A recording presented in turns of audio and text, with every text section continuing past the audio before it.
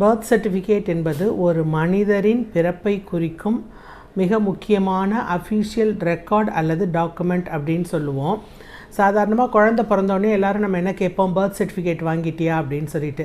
எதற்காக அந்த birth certificate, அதோட இம்பார்ட்டன்ஸ் என்ன? இந்த பர்த் சர்டிஃபிகேட் ஒரு ப்ரூஃபாக நமக்கு நம்மளுடைய வயதை அறிந்து கொள்வதற்கு ஒரு ப்ரூஃபாக இருக்குது. சிட்டிசன்ஷிப், நம்மளுடைய குடியுரிமைக்கு பர்த் சர்டிஃபிகேட் மிகவும் உபயோகமாக இருக்குது. இது நம்மளுடைய வயதுக்கு ஒரு அத்தாட்சி. இப்போ ஸ்கூலில் அட்மிஷன் போட்டாலும் சரி, ஆதார் கார்டு வாங்கணும், பேன் கார்டு வாங்கணும், பாஸ்போர்ட், டிரைவிங் லைசன்ஸ், இது எல்லாமே வாங்கணும் அப்படின்னு சொன்னால் நமக்கு கண்டிப்பாக நம்மளுடைய பர்த் சர்டிஃபிகேட் மிகவும் முக்கியம்.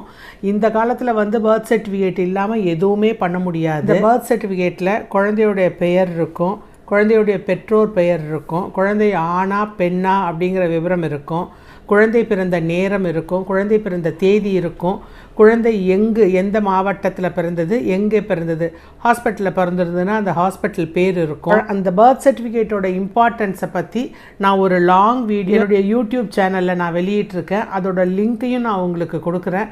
கண்டிப்பாக பாருங்கள், அப்போ தான் அதோட இம்பார்ட்டன்ஸ் உங்களுக்கு தெரியும்.